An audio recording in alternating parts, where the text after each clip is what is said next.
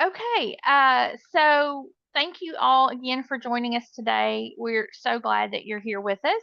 And I would like to introduce our speaker for today. Her name is Gretchen Newton, and Gretchen is the Business Engagement Director for Arkansas Rehabilitation Services. And today she's going to speak with us about engaging community partners. So, Gretchen, thank you so much for coming and sharing your expertise with us today.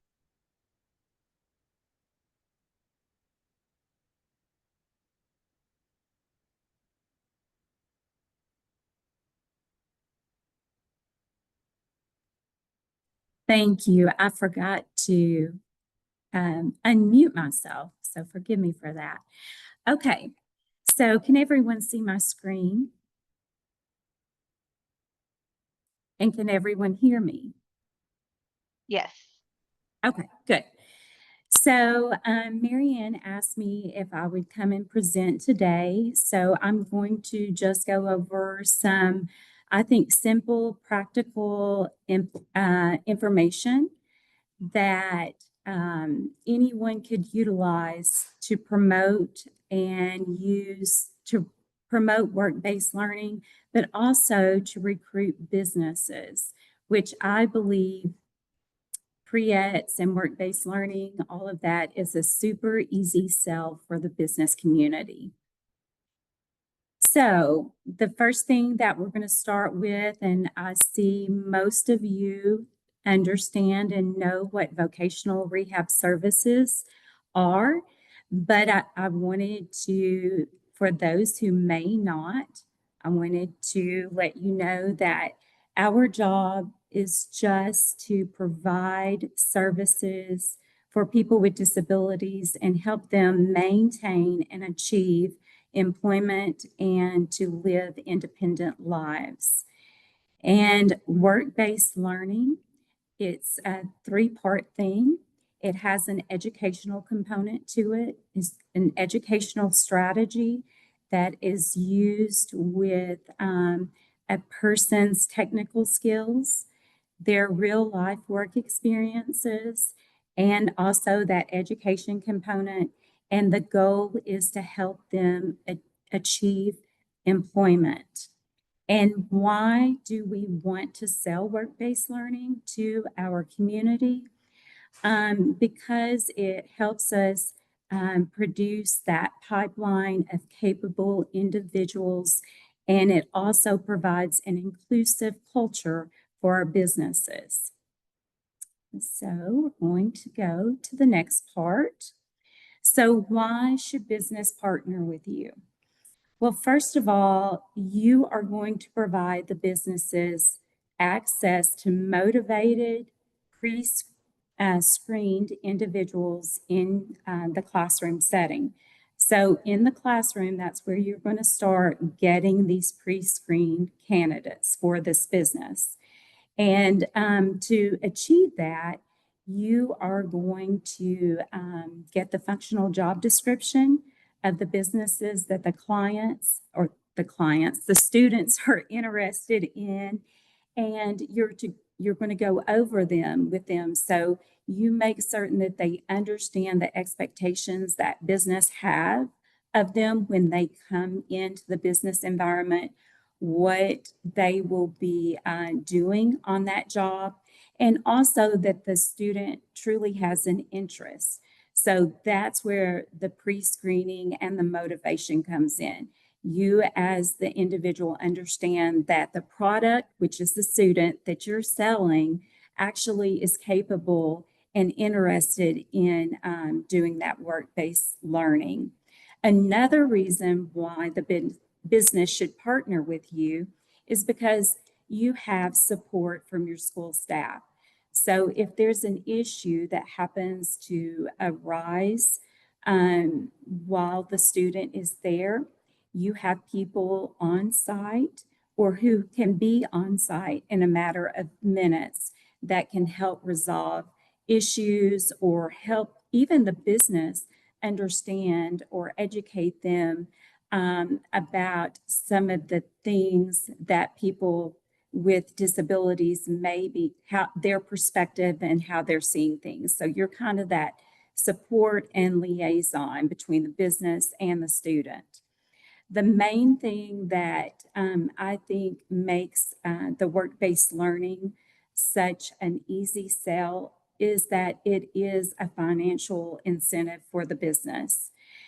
And so you're providing a student, which you're building in soft job skills to that student, and potentially they could be hired by that business. But that student, as they're performing that work-based learning, that's at no financial cost to the business. And I have found when I was actually doing the work-based learning in the Clinton region that I didn't have enough students to fulfill the businesses that wanted students in their actual business, because it makes business sense, especially if those clients understand the expectations of that business. And then the long-term goal, of course, is for the student to achieve employment, but it's not a guarantee. So that's not a financial risk for the business.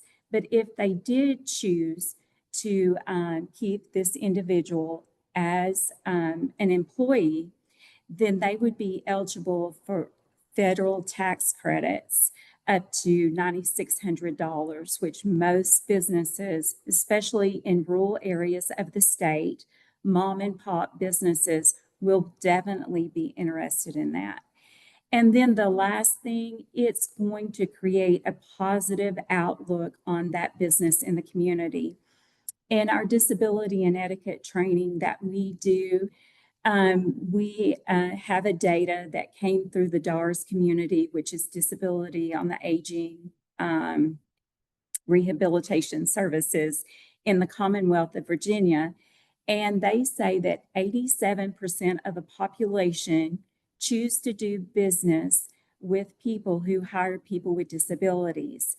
And so that is another huge selling point in small communities. If you're going to serve people with disabilities, it does psychologically draw people into your place or your business establishment.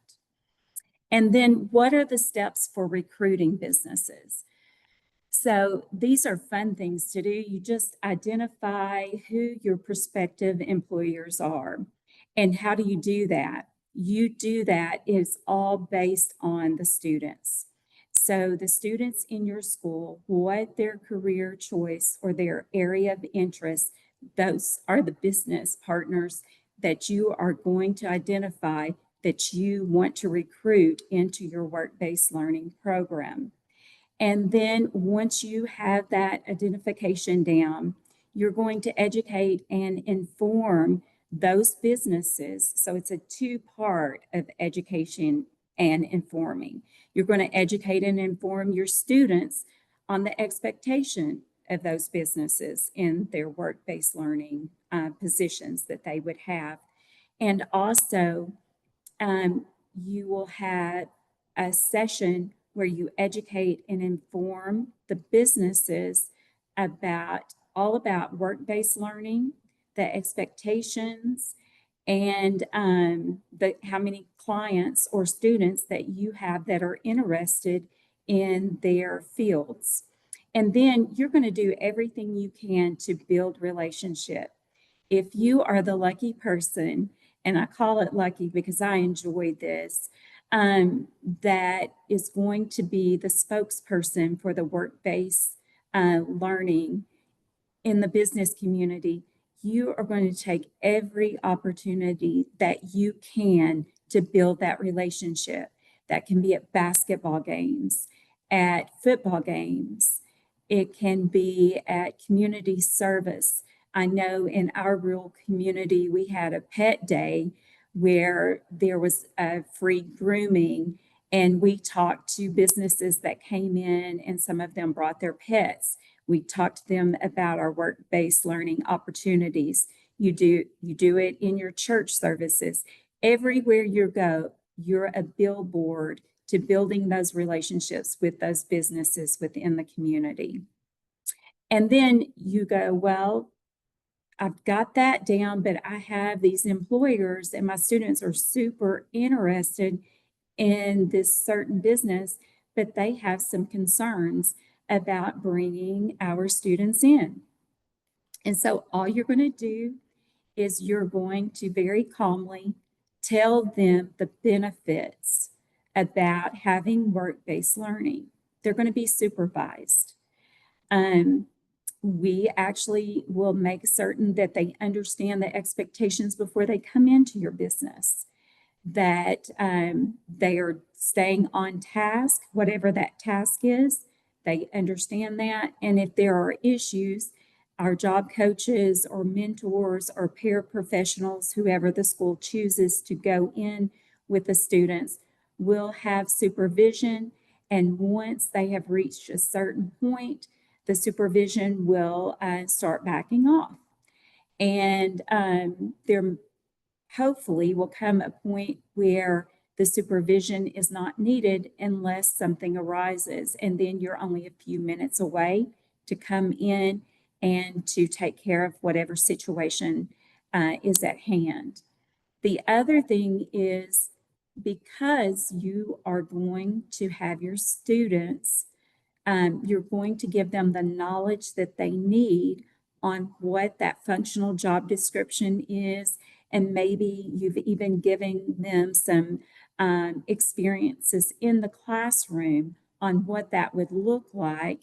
You know, when you go into that business, that the student you're trying to place in that business is a good fit for the business. They fit into the culture, but they already have some of those soft job skills. They just need an opportunity to hone in on those skills and to actually become better at that. And then the last thing that could be an employer's concern is like, what if it fails? And my whole thing that I would say, okay, so what if it does? That's okay.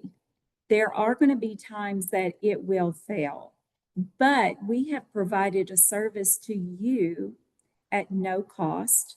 Yes, it's a bit of your time, but it has saved you. The average minimal cost is $10,000 to onboard an employee.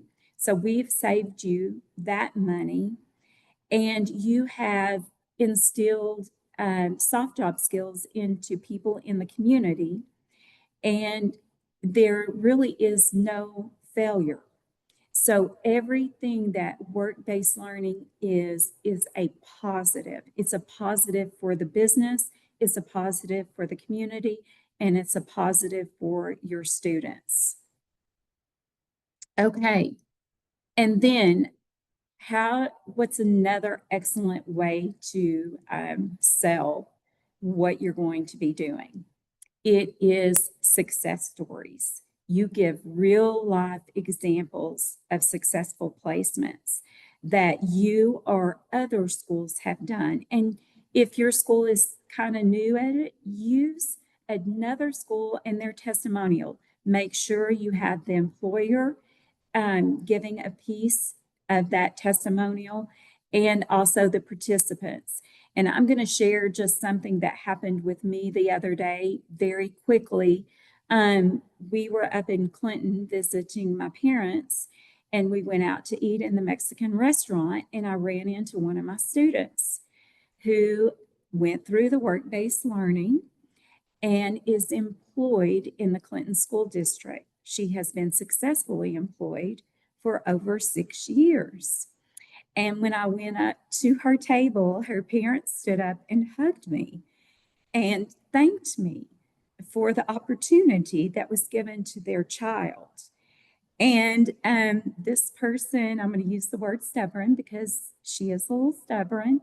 And I was like, well, hey, and trying to be all friendly. And she didn't really say anything. And so I was like, oh. And so I went down and I was sat down at the table with my family and I was having my meal. And before she left, she came over and gave me a hug and said, I love you, Miss Gretchen, and I miss you.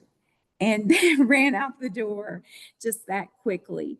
And so you want to have success stories of people that it has a long-term impact on the lives of that student, the business, and the caregivers, and it impacts the community. And there are stories out there like that. You just have to look for them. So now it's the call to action.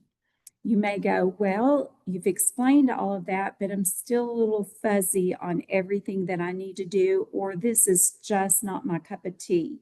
So what could you do about that? So I'm going to give you a little information on that. You need to contact your VR liaison in your region. And in that, they will contact our business engagement team, and we will come together as a team. And we will sit down with you. We will be as formal as you want or detailed as you want us to be. We will help you set up what an information session should look like for the business. We will talk to you about some of the things that you can do with your students, whether it be the functional job descriptions, how to obtain those, or what the culture of those businesses look like, because our business engagement reps are in the business community, in those communities, and they do understand those things. And so we can give you some information and kind of cut out the legwork if you need us to do that. And then this is what we did at Clinton. We had an information session. We did like a lunch and learn. We understood where our students wanted to be placed. We invited several of the businesses, and I think we had about 20 to 25 businesses that showed up the first time. And we only had 6 students to place for work-based learning, but they all were behind it by the end of the session. When we explained what was going on, it built up an excitement. And then at the end, we did a sign up of the businesses that wanted to participate in actually hosting a student for work-based learning. And something that I was thinking about that would be really creative and neat, that could be another selling point, because you are selling a product and that is your students, right? And so if you could create a PowerPoint and maybe have the students, like a picture of them, and do a little blurb of their soft job skills, of their education that they've had to date, and of anything that they volunteered in or served in the community or in their church or any organization. And so those businesses could put a face with the students with that name. And it also shows that you have things together, and it builds up a trust.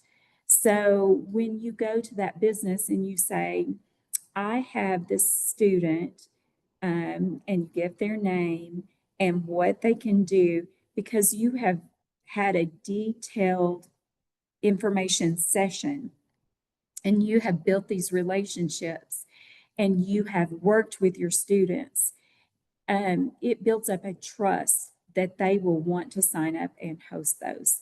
And at this point, that is the end of my presentation. I have my name and my email and my phone number. And if there are any questions, I will be happy to answer those.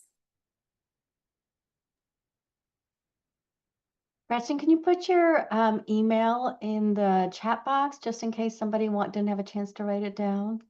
I most certainly can. I love the gathering of the success stories. Is there anybody in the room who's taken advantage of that support that Gretchen talked about? No? Well, there's lots of people who would benefit. Sounds great. If there are questions that come up or thoughts, feel free to add them to the chat. Amy, any transition before we move on to our community conversation? No, Gretchen. I'm going to share my screen again and stop the recording.